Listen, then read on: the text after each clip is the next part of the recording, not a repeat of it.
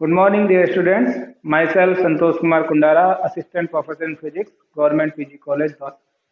आज का हमारा टॉपिक बीएससी पार्ट फर्स्ट के पेपर मैकेनिक्स से है और टॉपिक में हम पुनः एक बार टक्कर का स्टडी करेंगे।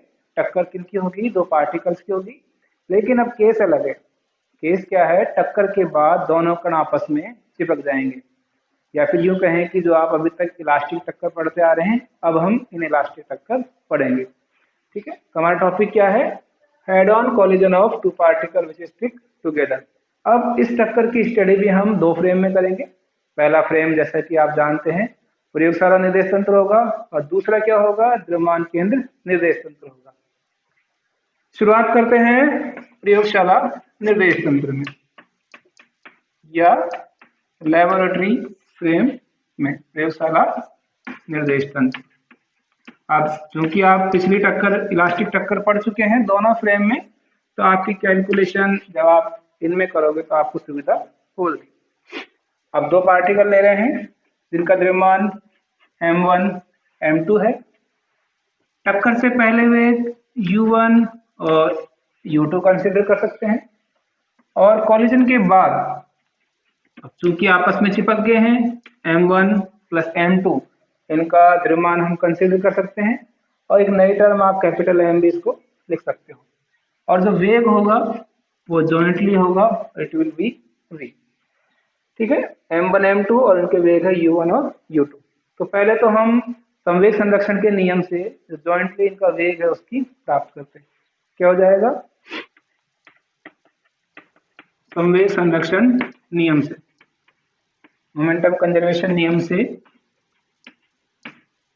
क्या होगा? m1 u1 plus m2 u2, ये क्या है? टक्कर से पहले का संवेग, और उसके बाद m1 plus m2 v vector, equation number first.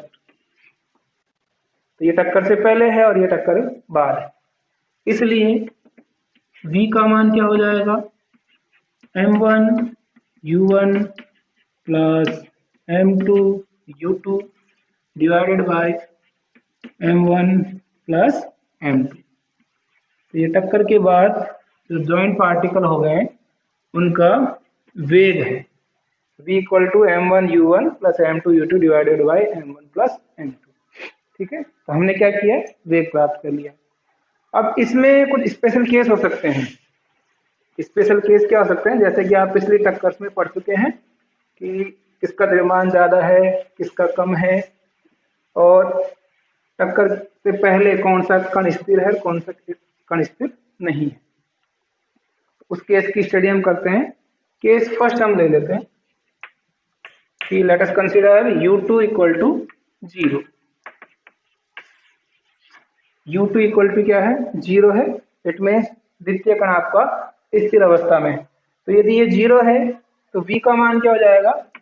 इसलिए v equal to m1 u1 upon m1 plus m2, equation number third. ये स्पेशल केस हो गया जब आपका द्वितीय पार्टिकल स्थिर है। अब हम क्या करेंगे? गतिज ऊर्जाओं के मान देखेंगे। क्योंकि आप कौन सी टक्कर पढ़ रहे हो? अप्रत्यास्थ टक्कर पढ़ रहे हो, तो हम ये देखेंगे कि ऊर्जा का क्षय या उसका डिके हो रहा है या नहीं हो रहा है। तो टक्कर से पहले की जो ऊर्जा है, गतिज ऊर्जा है, उसका मान देख लेते हैं, और टक्कर के बाद की जो ऊर्जा है उसका मान प्राप्त करते हैं। किसका मान निकालना है आपको? गतिज ऊर्जा का। तो इसमें पहला होगा टक्कर से पहले, टक्कर से पहले ऊर्जा, उसको हम k1 नाम दे सकते हैं, काइनेटिक एनर्जी है। It will be half m1 u1 square plus 0। क्यों? ये प्रथम कण की है गतिज ऊर्जा, द्वितीय कण आपका स्थिर है, इसलिए इसका मान 0 हो गया, इक्वेशन नंबर 4। इसी प्रकार b आपने निकाला टक्कर के बाद ऊर्जा, इसको हमने k2 नाम दे दिया है, और इसका मान आ जाएगा हाफ m1 प्लस m2 और v स्क्वायर, क्वेश्चन नंबर 5। क्योंकि टक्कर के बाद दोनों कण संयुक्त रूप से हैं और उनका वेग क्या है, v है, जिसका मान आप समीकरण नंबर 3 से ज्ञात कर चुके हैं। इसलिए K2 अपॉन K1 का जो रेशियो होगा वो क्या हो जाएगा, half m1 plus m2 v square divided by half m1 u1 square. This will be cancel out. v square का मान, यहां से v का मान रखेंगे तो v स्क्वायर का मान आपको ज्ञात हो जाएगा,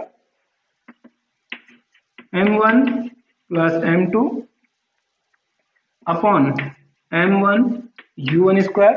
v स्क्वायर की वैल्यू क्या हो जाएगी, m1 square u1 square divided by m1 plus m2 का होल स्क्वायर।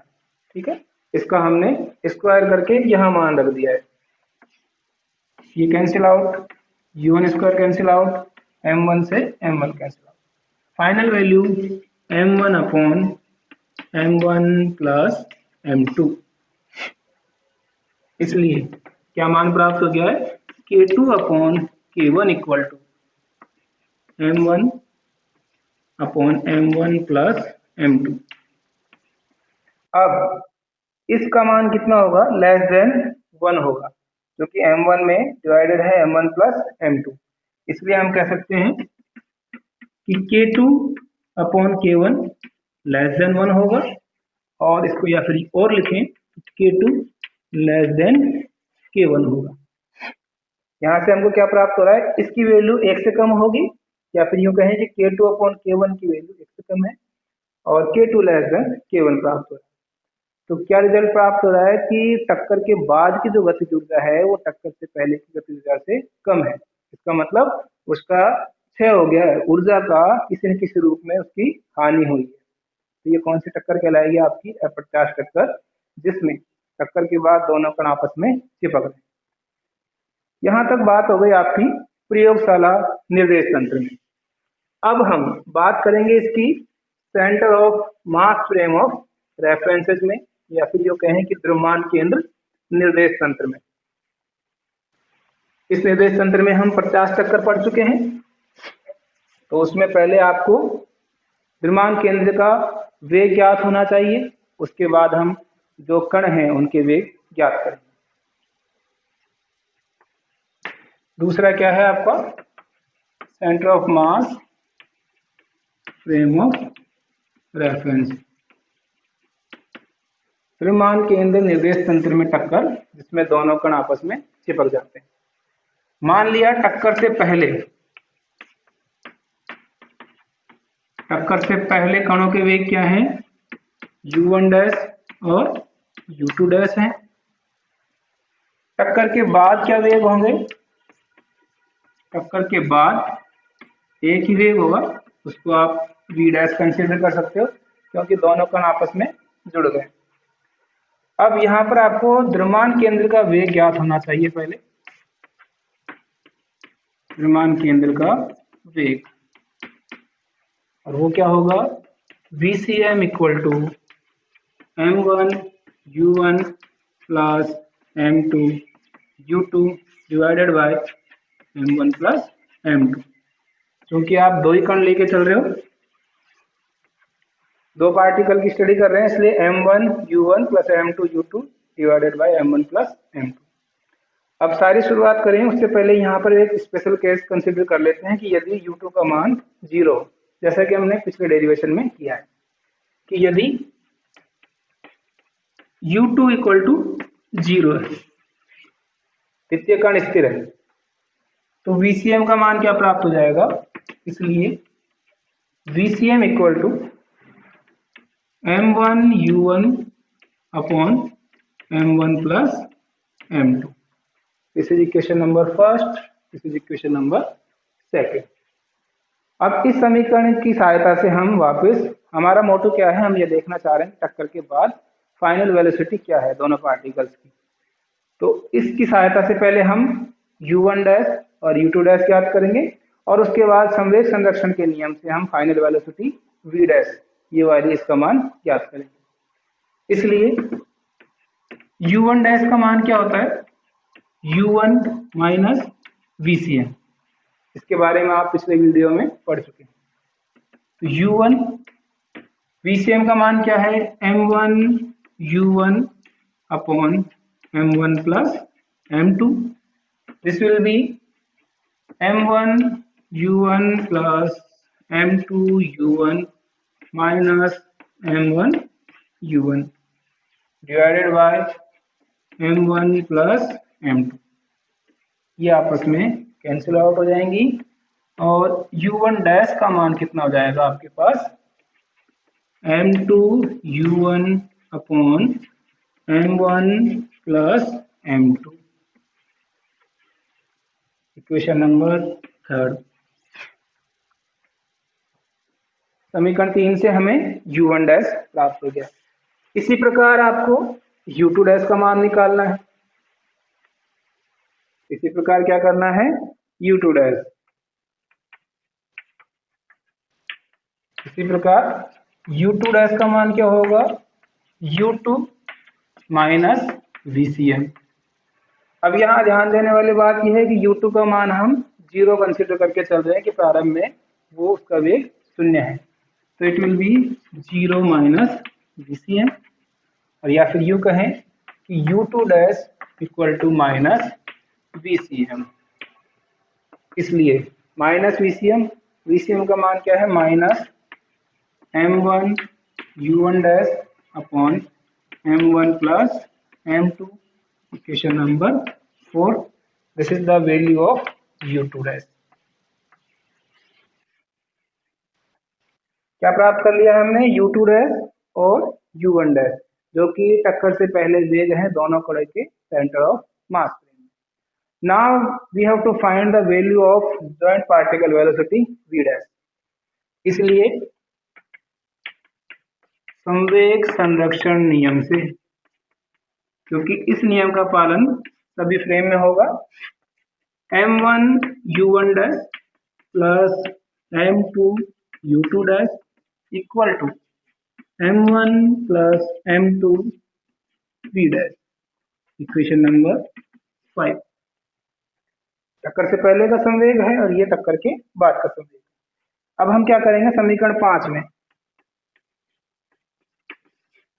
5 में U1 डैश व U2 डैश के मान रख देंगे। के मान रखने पर कहां से रखेंगे? समीकरण 3 से समीकरण नंबर 4। तो उससे आपको फाइनल वेलोसिटी प्राप्त हो जाएगी। ठीक है, इसलिए M1 U1 डैश की वैल्यू आपको पुट करनी है। U1 डैश की वैल्यू क्या है? M2 U1 upon M1 plus M2 plus M2 आपका M2 है और U2 डैश की वैल्यू यहां से रख देंगे minus M1 U1 divided by M1 plus M2। ये तो हो गया LHS वाला पार्ट। और RHS में क्या है? M1 plus M2 V dash. M1 plus M2 V dash. Equation number 6। अब आप यहाँ देखिए LHS वाले पार्ट में ये वाला पार्ट और ये वाला पार्ट एक दूसरे को कैंसिल आउट कर रहे हैं। इट मीन्स क्या प्राप्त हो जाएगा? समीकरण 6 से M1 plus M2 V dash equal to 0। M1 plus M2 V dash equal to 0 प्राप्त हो रहा है।